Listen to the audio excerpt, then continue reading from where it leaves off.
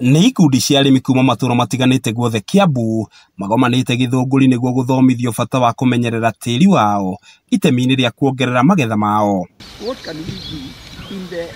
Hĩndĩ ya kĩgomano kĩu kĩrĩa kĩrehete hamwe ataaramu a ũrĩmi, imwe cia kambuni cia ũthondeki wa indo cia ũrĩmi, arĩmi nĩ mathingatĩte thirikari nene na ĩrĩa ya kaunti kũmateithĩrĩria harĩ gũthima tĩri wao. Mchanga ni kitu ya maana sana na inataka kuangaliwa kwa umuhimu wa hiyo mchanga, sababu mchanga ndiye inapea mkulima chakula, na mchanga ikiwa haina rotuba haiwezi kukupea mazao katika shamba lako.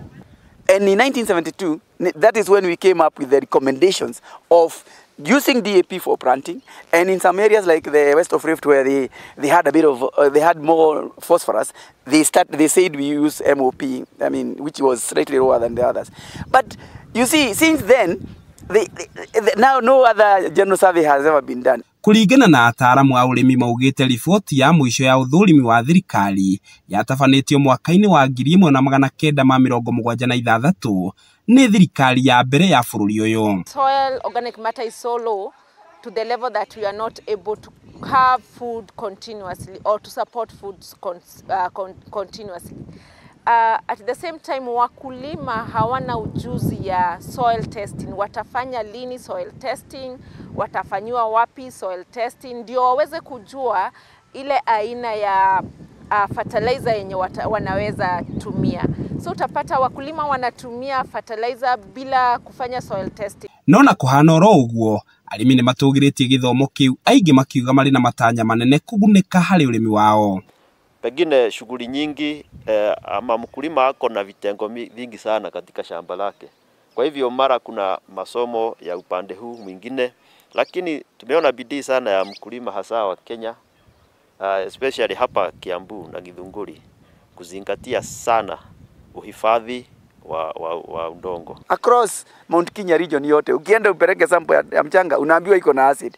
Sasa consequences ya kuwa na acid ni kubwa sana kwa sababu inaharibu, inaua the microorganisms ama minyogoro nini zenye ziko kwa mchanga, zenye zinafanyanga hiyo mchanga iwe hai, zinakufa. Sasa zikikufa, unaona mchanga, the first thing inafanyika ni mchanga kushikana. Ihinda-inĩ rĩu othe na mũgambo ũmwe nĩ morĩtie thirikari onayo gwĩtĩkĩra kũhĩmbĩria indo cia ũrĩmi ta ndawa na bataraitha cia kĩmerera, kuona irĩ na ũguni mũnene harĩ kũgitĩra tĩri. Fertilizer zenye ziko na kemikali kiasi ya kwamba mchanga wetu hata tukiweka fertilizer ingine haiwezi tumika na mimea. Na with that, the acidic level of the soils have really risen up to the level that cannot support the plant growth. Vile vile mchanga wetu hauna enough organic matters in the soil. Hakukuwa na magonjwa mingi, lakini siku hizi watu wengi wanaenda hospitali, magonjwa imekuja mingi sababu we are what we eat. Ngĩgũithĩranĩria marĩa marahanĩka kaunti-inĩ ya Kiambu, rĩtwa rĩakwa nĩ Njaũ ya Kĩnuthia.